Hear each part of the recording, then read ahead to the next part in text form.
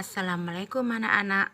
Kita berjumpa kembali dalam pelajaran prakarya dan kewirausahaan. Pada pertemuan kedua ini kita bahas tentang kerajinan berdasarkan budaya lokal non-benda, yaitu bab 1 yang KD-nya yaitu 3.2 memahami perencanaan usaha kerajinan dengan inspirasi budaya lokal non-benda yang meliputi ide dan peluang usaha, sumber daya, administrasi, dan pemasaran. Bisa lanjutkan lagi dengan langkah-langkah produksi kerajinan. Di antaranya langkah-langkah produksi itu ada perencanaan awal produksi, terus kemudian ada tahap produksi, tahap pengemasan, dan tahap pemasaran. Kita tidak lepas dari keempat hal langkah-langkah produksi kerajinan tersebut. Di sini pada perencanaan awal produksi, kita bisa menemukan ide, terus kemudian membuat gambar atau skitsa, terus kemudian memilih ide yang terbaik, terus kemudian prototyping atau membuat studi model, terus kemudian baru kita merencanakan produksi. Penjelasan dari menemukan sebuah ide, kita diharuskan dengan survei pasar. Kita harus melihat produksi kerajinan budaya lokal non-benda apa yang harus kita buat nantinya. Jadi kita pertama-tama kita harus survei pasar dulu. Terus kemudian kalau timbul ide, kita membuat gambar atau sketsa.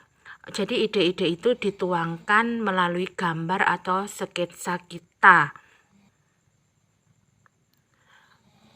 Setelah survei pasar tadi, kita kan banyak menemukan ide-ide. Maka dari itu kita pilih ide yang terbaik, yang sesuai dengan keinginan kita untuk menciptakan sebuah kerajinan non-benda yang menginspirasikan budaya non-benda. Kemudian ide terbaik itu kita buat tentang studi model, yaitu tahap-tahap sebelumnya format 2 dimensi, artinya hanya digambarkan pada bidang datar. Kemudian kita merencanakan produksi, membuat perencanaan untuk proses produksi atau proses pembuatan kerajinan yang sesuai dengan apa yang kita inginkan tadi. Selain perencanaan awal produksi, dilanjutkan dengan tahap-tahap produksi. Di antaranya tahap produksi terdiri dari 3, yaitu persiapan bahan, terus kemudian tahap pembentukan, terus kemudian tahap finishing. Di sini yang dimaksud dengan persiapan bahan di antaranya yaitu kita mempersiapkan bahan atau material agar siap dibentuk. Jadi kita mempersiapkan apa? Contohnya misalkan kita membuat kerajinan, yaitu misalkan batik ya, boleh saya contohkan batik dengan ukiran aksara Jawa kuno. Jadi persiapan bahan yang harus disiapkan kan apa? Berarti kain mori, terus kemudian apa? Pewarna, terus water glass dan lain sebagainya. Kemudian selain persiapan bahan, juga kita melakukan yaitu tahap pembentukan. Di sini tahapan proses pembahanan dilanjutkan dengan proses pembentukan. Pembentukan bahan baku, bergantung pada jenis material, terus kemudian bentuk dasar material dan bentuk produk yang akan dibuat di sini ya. Selain tahap persiapan bahan dan tahap pembentukan, selanjutnya kita memiliki tahap yaitu tahap finishing. Di sini tahap finishing dilakukan sebagai tahap terakhir sebelum produk tersebut dimasukkan ke dalam kemasan ya. Jadi sebelum kita masukkan ke dalam kemasan, kita harus apa? Terlebih dahulu kita harus mengecek pantas atau tidaknya, ada kecacatan atau enggak produksi kerajinan yang kita buat. Selain ketiga tahapan tersebut, kita harus juga memikirkan tentang apa? K3, kesehatan dan keselamatan kerja. Jadi kita harus mempersiapkan apa saja peralatan yang berhubungan untuk kesehatan kita. Contohnya misalkan kita sebagai tukang mebel, otomatis untuk kesehatan kita harus apa? Harus memakai masker, terus kemudian harus memakai sarung tangan. Itu merupakan contoh dari inspirasi budaya lokal non benda, yaitu mebel dengan ukiran etnis suku Asmat, misalkan seperti itu ya.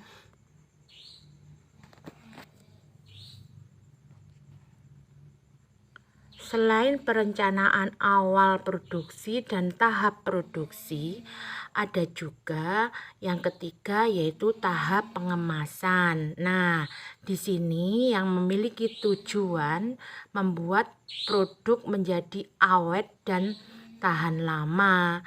Di sini jadi apa? Pengemasan itu merupakan apa? Tujuan untuk membuat produk itu lebih menarik, terus kemudian tahan lama, terus kemudian tahan dari cuaca misalkan hujan dan sebagainya. Jadi kita membuat tahap pengemasan ini bertujuan untuk apa? Supaya barang yang kita jual itu menarik konsumen. Di sini dalam tahap pengemasan ada 3 yang dipakai untuk mengemas, misalnya kemasan kertas, terus kemudian kemasan kayu, terus kemudian ada juga yang kemasan plastik. Boleh saya lanjutkan? Kemasan kertas, di sini kemasan kertas masih banyak digunakan ya. Yaitu selain harganya murah, mudah diperoleh, dan penggunaan yang luas, di sini kemasan kertas juga berfungsi sebagai media komunikator dan media cetak. Kelemahan, tapi kemasan kertas ini memiliki kelemahan, yaitu kemasan kertas untuk mengemas kerajinan adalah sifatnya yang sensitif terhadap air dan mudah dipengaruhi oleh kelembapan udara dan lingkungan. Tadi di sini boleh saya jelaskan, selain kemasan kertas ada juga yaitu dengan kemasan kayu, bahan pengemas tertua yang diketahui oleh manusia dan secara tradisional digunakan untuk mengemas berbagai macam produk padat. Kayu ini bahan baku pembuatan palet, terus kemudian peti atau kotak kayu.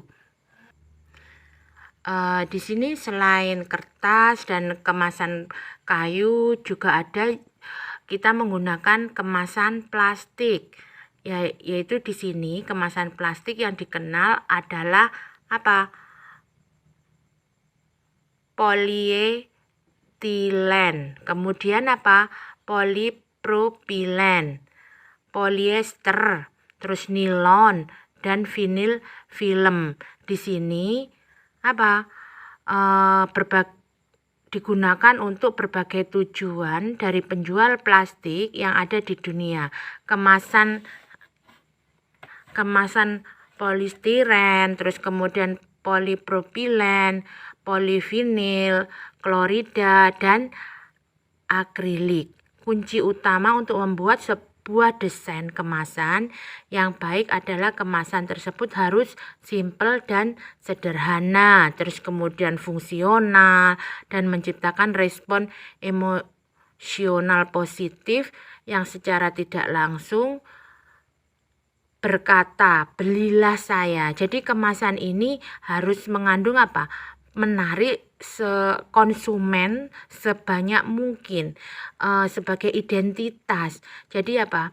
Kita harus membuat kemasan itu supaya pembeli itu tertarik pada apa yang kita jual. Di sini ada desain kemasan di sini ya, mempunyai 5 prinsip fungsional. Di antaranya yaitu kemasan packaging, memberi informasi. Jadi apa? Di sini kemasan itu memberi informasi. Misalkan apa yang kita jual, misalkan kita menjual apa, kemasannya, bisa contohkan ya. Misalkan apa, kita menjual donat, otomatis kemasannya kan ada gambarnya donat ya, seperti itu. Terus kemudian kemasan secara fisik fungsinya sebagai pelindung produk dari benturan, terus kemudian gesekan, guncangan, entakan, dan lain sebagainya. Selain itu, yaitu prinsip fungsional kemasan yang nyaman dipakai di sini ya. Terus kemudian apa? Kemasan yang mampu menampilkan citra produk dari segmentasi pasar pemakainya. Terus kemudian kemasan yang berprinsip mendukung keselarasan lingkungan di sini.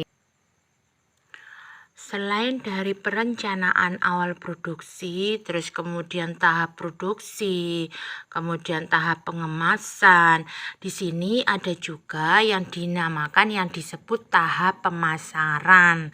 Dan tahap pemasaran ini yang menentukan bahwa produk kita itu laku pesat atau enggak. Kalian tahu pemasaran itu apa? Pemasaran itu apa? Pemasaran itu merupakan apa? Promosi dan penjualan dilakukan langsung kepada konsumen tanpa melalui toko. Di sini ada sistem penjualan langsung yang dapat berupa penjualan satu tingkat ataupun penjualan multi tingkat. Di sini pemasaran penjualan satu tingkat disebut juga dengan single level marketing, atau multi tingkat disebut dengan multi level marketing. Kalian tahu bahwa multi level marketing yaitu yang atas itu lebih apa? Lebih banyak mendapatkan keuntungan daripada apa? Kaki-kaki yang ada di bawahnya. Di sini pemasaran produk kerajinan dapat dilakukan dengan cara pemesanan, terus kemudian konsumen dapat melihat langsung produk ataupun melalui gambar dari produk kerajinan, kemudian memesannya. Terus di sini produk kerajinan selain menjual produknya sendiri, dapat membentuk kelompok penjualan yang akan memasarkan dan menjual produk secara langsung kepada konsumen. Sekian, assalamualaikum warahmatullahi wabarakatuh.